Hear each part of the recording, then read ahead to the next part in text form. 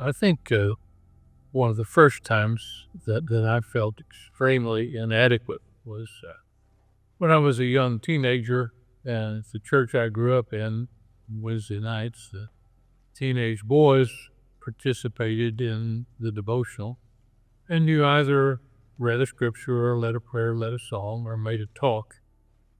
And I got through the first three of those okay, and then was asked to make a talk, and agreed to do it without much forethought. And I was okay until the Wednesday night at which I was supposed to deliver this talk. And there were a couple of guys ahead of me who were going to read a scripture or lead a prayer or something. And that's when it hit me that I was really going to do this. And I was hit with stage fright for the first time in my life. And stage fright's a real phenomenon. There are actually people who have died from stage fright.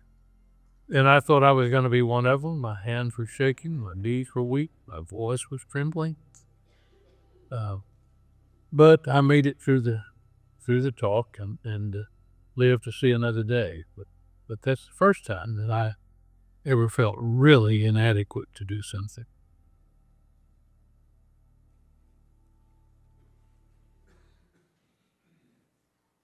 Good morning.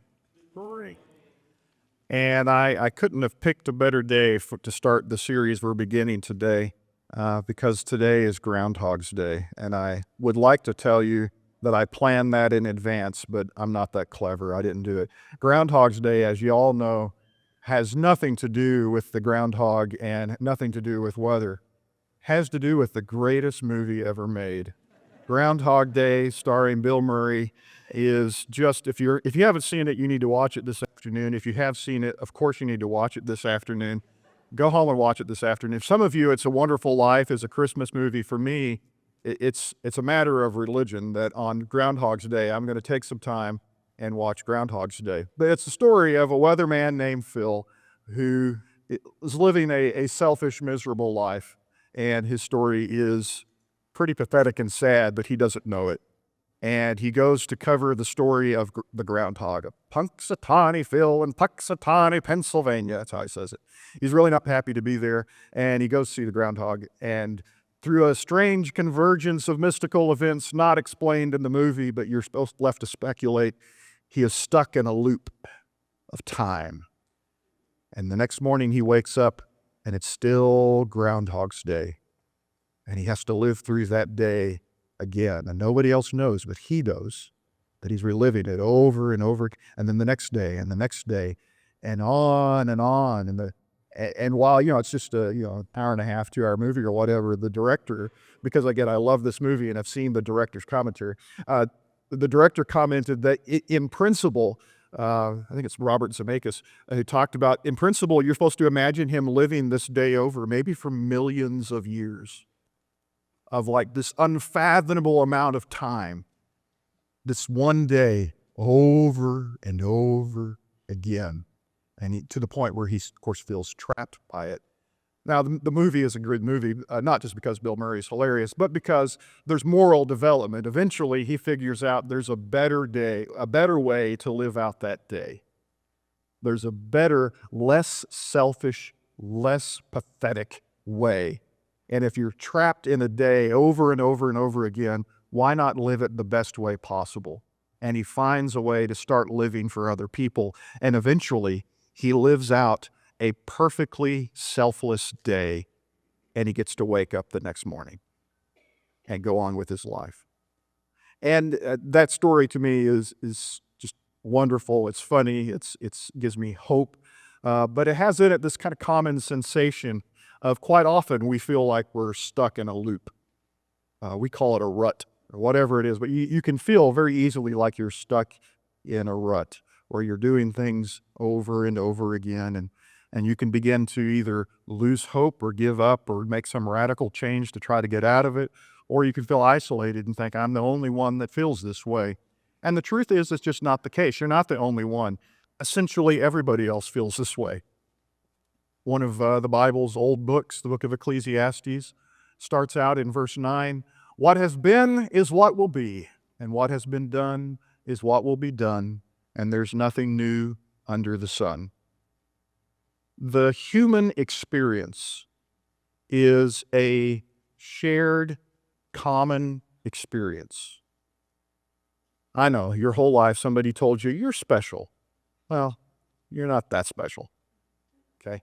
You're a lot like the other humans who are alive, okay? And that's special because humanity is special. It's amazing to be human. A human life is just overrun with beauty and blessing and grace and experience and pain and all those things mingled together to make us who we are.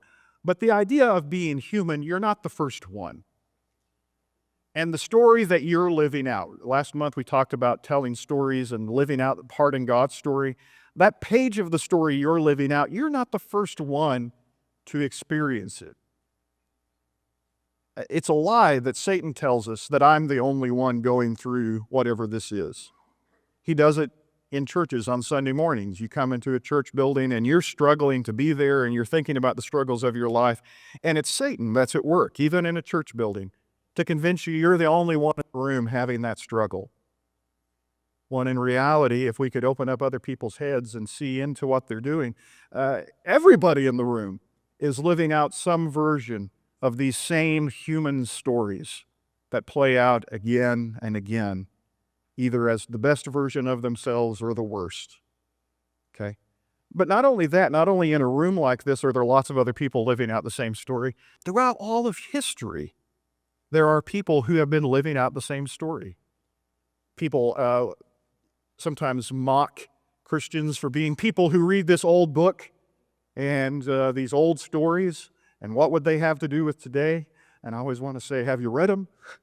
Because if you'll read them, they're exactly to do with today.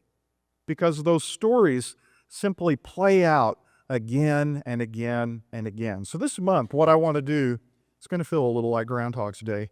We're going to relive old stories. We're going to relive the old stories and think about how they're connected to the story, the ongoing story in your life. And each Sunday we'll have a couple of stories. I took a little special glee today of having a series of sermons titled Reliving Old Stories, and then the first picture you see is Bud Ross's face up there talking. You can interpret that how you want. But when I thought reliving old stories, I thought of Bud, so that's where we started. But no, he was a good sport and shared a little bit of a story that he has experienced, okay, of inadequacy, a feeling like he wasn't up to a task, that he couldn't do something he thought he ought to be able to do, or that even maybe he thought God wanted him to do. He didn't feel capable of it. And in that moment, when you feel that, you think you're the only one. And you look around the room and you say, boy, I wish I could be like those people. They seem to be able to do this or that.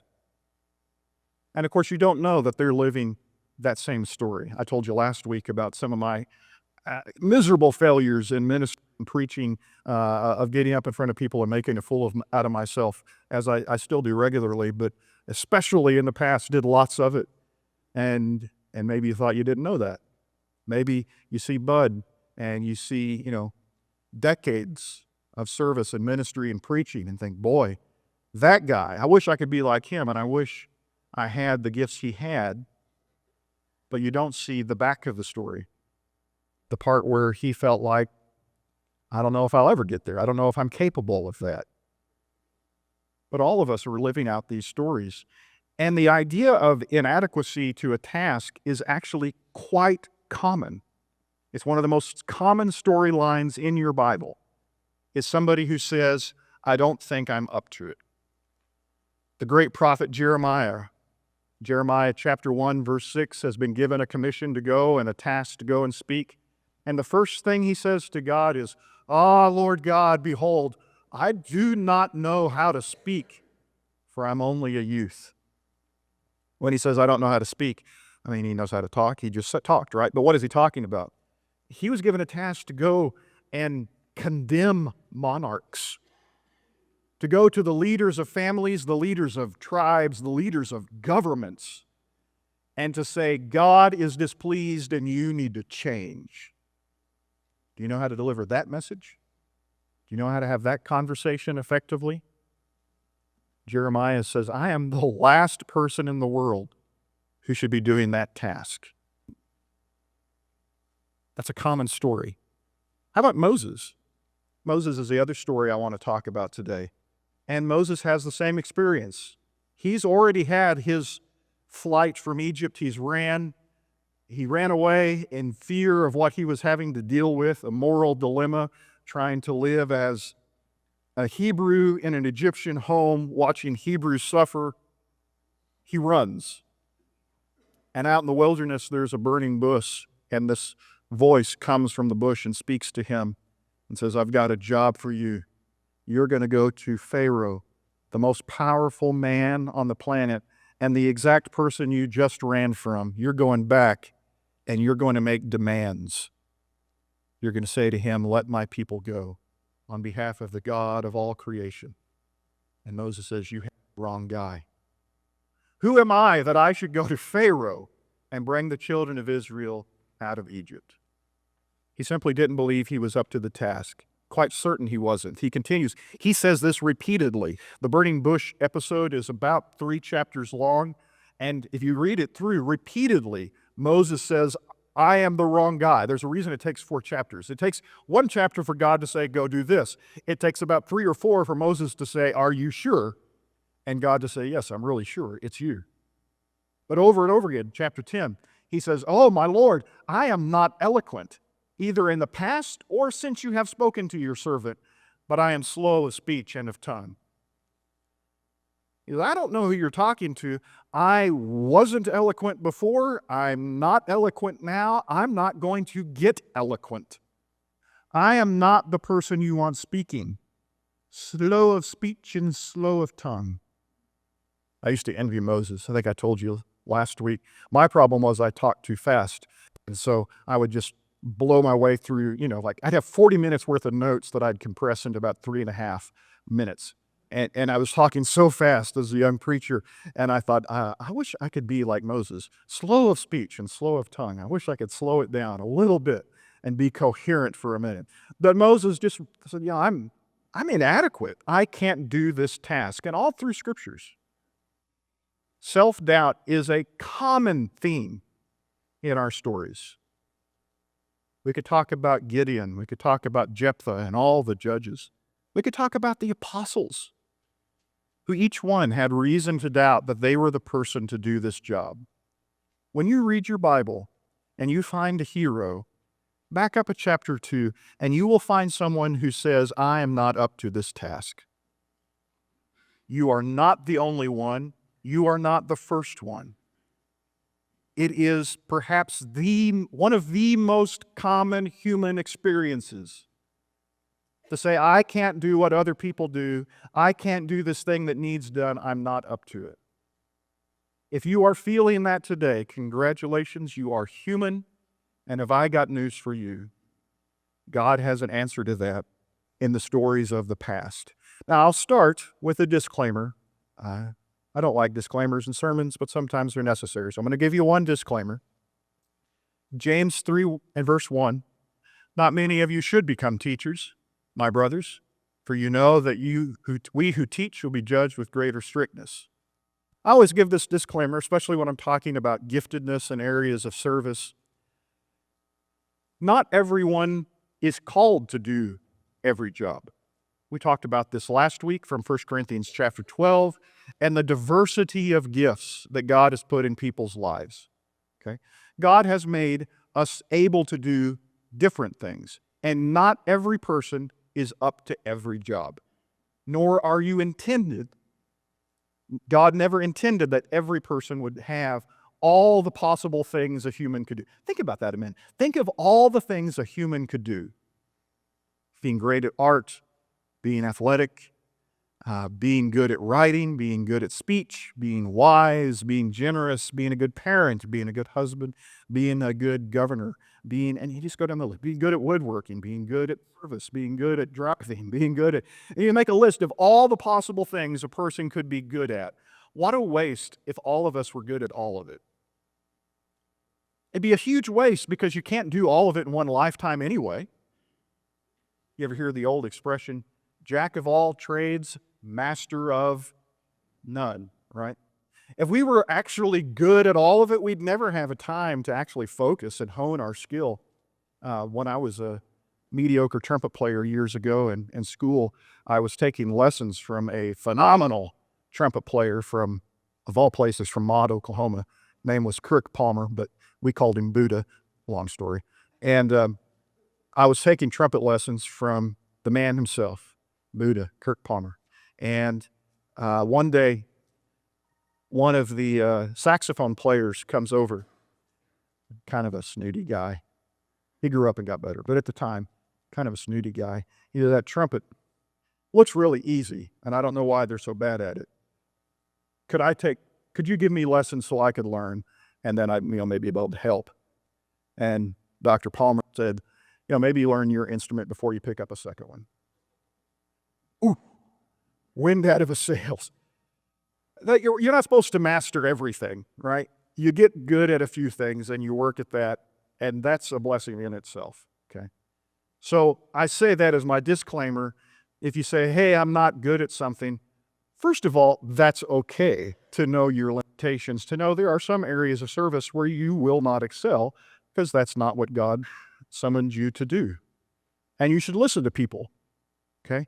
If people tell you, hey, you're really bad at that, okay? Sometimes they're being mean. Sometimes they're trying to help you out a little bit. More often, I hope they say, you're really good at this. Look at this area of service where you excel, where no one seems to be as passionate and gifted as you are in this area. Isn't that something? James says, not everybody's supposed to be a teacher. So today I'm talking about three guys, Bud Ross, Jeremiah, Moses, all who were speaking for a living. I'm not saying that everyone should develop that particular gift. I'm just using it as an example of all of them had an area of giftedness but didn't believe it. And until they get past that, they couldn't develop that interest and that giftedness. So in your life, there's something you need to identify. It may not be what we're talking about today. In fact, according to James, in all likelihood, it's not. Not everybody should do every job. Some jobs in particular, he says, no, not everybody should do that. But what is it in your life that you could be developing except your own doubt gets in the way? And what does God have to say to that? Well, we could go back again and we could ask Jeremiah, what did God tell Jeremiah? Jeremiah is a 52-chapter book. Apparently, he got over his concern about speaking, right? He found some words. It's a big old long book. What did God tell him to help him get past that? Now the word of the Lord came to me saying, before I formed you in the womb, I knew you. And before you were born, I consecrated you. I appointed you a prophet to the nations. First thing God says to Jeremiah is that I knew you before you were born. I have no idea what that means, by the way. I knew you before you were born. That God as creator is aware of us in some deep and mysterious way that perceives or precedes our own knowledge of ourself. How far back can you remember? Maybe you can get back to 5 or 4 years old. 3.5, maybe. Maybe. Grayer my beard gets, the less of that I remember. But even if I could remember all the way there, God knows me before that. If I could remember back to my infancy, God knows me before that. God is aware of us on a level that precedes even our own knowledge of ourselves. And it actually, the order of this verse shows that. If you read Jeremiah chapter 1, in verse 4 and 5, God says, I've known you from the womb. I've known you before you were born. And then in the next verse, Jeremiah says, I'm not sure I'm up to this. Did you catch what happened? God responded to Jeremiah's doubt before he said it out loud. Before Jeremiah expressed, it's not a prayer where Jeremiah says, hey, I've got a problem, and God says, oh, I didn't know that. Let me address your problem. God says, I need you to do this, and I've known you from the womb when I formed you there. And Jeremiah says, next. Well, I don't know. I'm not sure I'm up to that. And God could say, yeah, I knew you'd say that. I've already addressed that because God has known us longer than we have known ourselves. You might believe you are the world's leading expert in you, but you're not. There is somebody who has known you longer. Known you longer than you, known you longer than your mama knew you. God knows you. Why does that matter? Because this doubt comes from knowing ourselves. I look at myself in the mirror and I say, I'm not capable of this. I know I'm not. I know myself. And you start looking at your past and you say, every time I've tried to do this, I failed. And so I look at my past and I say, maybe you think I can do it, but I know better because I know me. I was there when I failed the first time and the second time and the third time and the fourth time. But God says, I was there before that. I was there when I formed you. I have known you longer than you've known yourself. So who's the real expert on what Ben is capable of? Me, with a few of my memories cobbled together, I select all the worst ones and say, see, I'm not good at this? Or God, who has known me and formed me in the womb? Similar to that, he says to Moses, who has made man's mouth?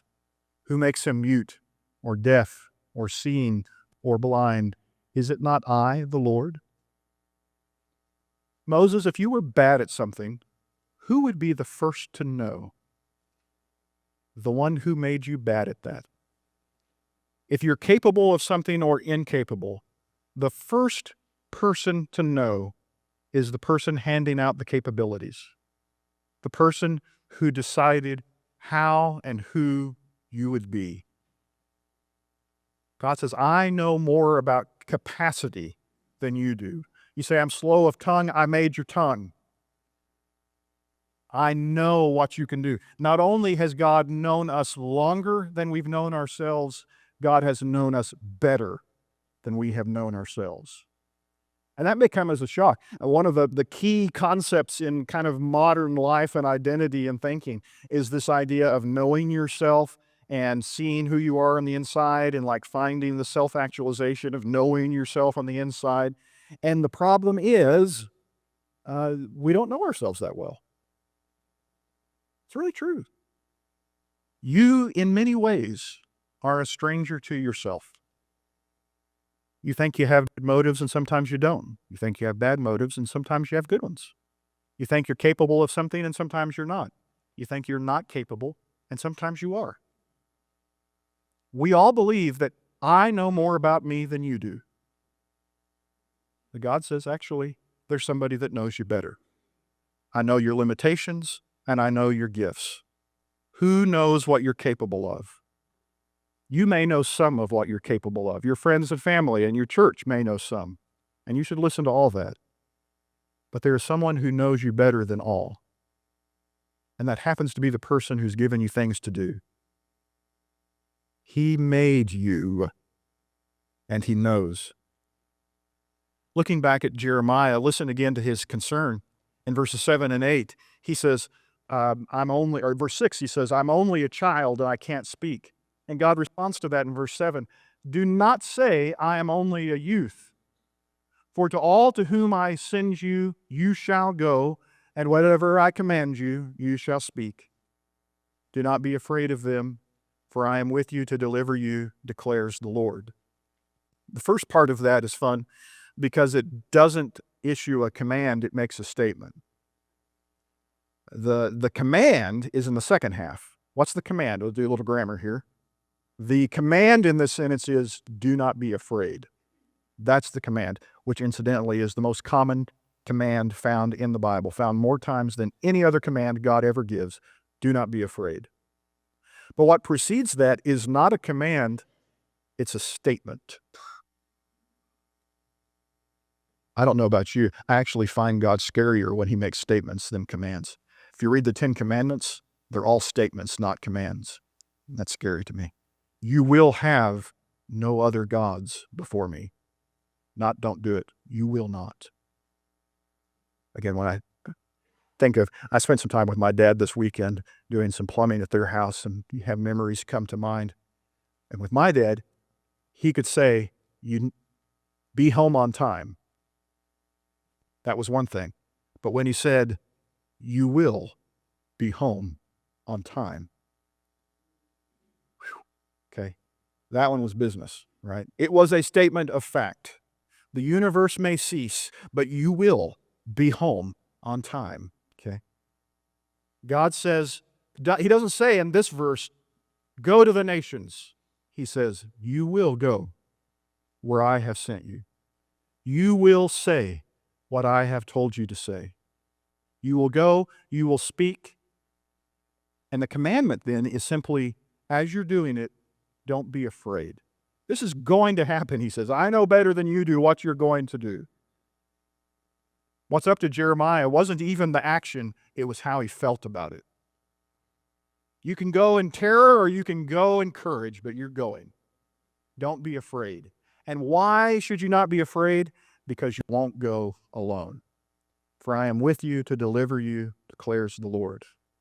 What frightens us about doing new things in challenging situations? A lot of times it's doing it by yourself. It's one of the reasons public speaking is scary, because you're kind of up here by yourself, right? I always struggled. I told you I was a trumpet player. I always struggled with solos. Put me in a group and I could blast the back wall off. I mean, I could play some trumpet. But then when everybody else got quiet and it was just my turn, chest would get tightened, the throat would tighten, the lungs would stop working, and you'd get this weird little squeak out of the end of the horn. I was in a competition, all-state for trumpet in high school. Only time I tried all-state. Band director said, you can do it. I mean, you've got the skills, you've got the talent. I said, I've got the nerves. And they give you a piece and you work on it for months. You practice and practice and you practice and you practice. And you've got it down. You've got it memorized. You don't need the music. You can hear it when you wake up. You can hear it when you go to bed. You hear it in your sleep. You know that it's this, and then, and you've got it. And I walked into that room. They closed the door. It's me and two judges. You can't even see their faces, but I know they're there, kind of behind a panel. I got out 5 notes, and 4 of them were wrong. I didn't get out of the second measure. Chest tightened up, airflow locked up. Terror. This is a piece I played 1,000,000 times. Couldn't do it. Stopped, said, sorry for wasting your time, and walked out of the room. Terror. Couldn't bring myself to tell my band director what had happened. He said, well, let's go check the results. I said, I feel pretty comfortable. I don't think I made it. He said, well, you never know. You might have done better than you thought. And I said, pretty sure. Didn't make it. Usually you have to finish the song, but I couldn't tell him. I just couldn't bring myself to say it. So I actually went down and checked the results oh, I'm not here, Terror. Why? Alone. Just you and these guys listening to you. And all the practice and all the things that didn't matter suddenly, just you. Jeremiah, you could rehearse in your head till the cows come home, all the words he wanted to say, but someday it's going to be him on a stage talking to the most powerful people on the planet, and he was going to be afraid. And God says, when you're doing it, you will not be alone. Moses is given the exact same message, so it must be important. He said, but I will be with you, and this shall be the sign for you that I have sent you. When you have brought the people out of Egypt, you shall serve God on this mountain. God says, not only will I be with you, here's how you'll know. I can already see the end of the story. You're going to go in. Moses can't see that. Moses can't see how it's going to turn out. You're going to go in. You're going to talk to Pharaoh. It's going to take a while, but you're going to win. Your words and my power will carry the day, and you will bring the people out of Egypt. And when you do, you will stand in this mountain. Say, It happened just like you said. He says, I can already see you standing here at the end of the story. I know how this ends. Moses couldn't see that. But in the meantime, God says, don't be afraid. Here's what you can know for right now. While you're in the middle of the story, I will be with you, and you will not be alone. God will be with us in anything He sends us to do. You are not alone. And that is a piece of the story that a lot of people can't see. If you're living out that old story of doubt and fear, a lot of times it's because you have been made to feel like you're the only one going through it and you're afraid. God says, I've never, ever, ever asked anyone to do anything alone. And not only that, if He's going to be with us, He's going to help. He doesn't stand next to you and say, good luck with that. No, here's what He says to Jeremiah. Then the Lord put out His hand and touched my mouth. And the Lord said to me, behold, I have put my words in your mouth. See, I have set you this day over nations and over kingdoms, to pluck up, to break down, to destroy and to overthrow, to build and to plant. Jeremiah says, I'm a child, I don't know what to say, and I don't think I could say it if I knew what to say. God says, here are my words on your tongue. I will tell you what to say, I'll tell you how to say it, I'll put you where you need to be. You just do it. And when you do, the world will be changed because of it. Moses is given the same promise. Now therefore go, and I will be with you. I'll be with your mouth and teach you what you will speak.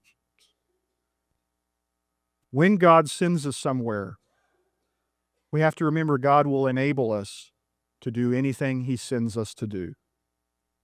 If it was up to us, there's a reason this story of self-doubt and inadequacy is so common among us. It's because we think we're on our own. And on our own, we're right. On our own, I'm not up to it. On our own, you are inadequate. Which is why that's not what God has ever, ever asked. In every story, in every struggle, when the plot thickens and things get dicey, God's message has been the same. Do not fear. I am with you, and He will help us. If you can see that in your story, if you can see with whatever it is you're feeling the inadequacy about, that if God wants you doing it, He's with you and helping you to do it, I promise you that changes everything.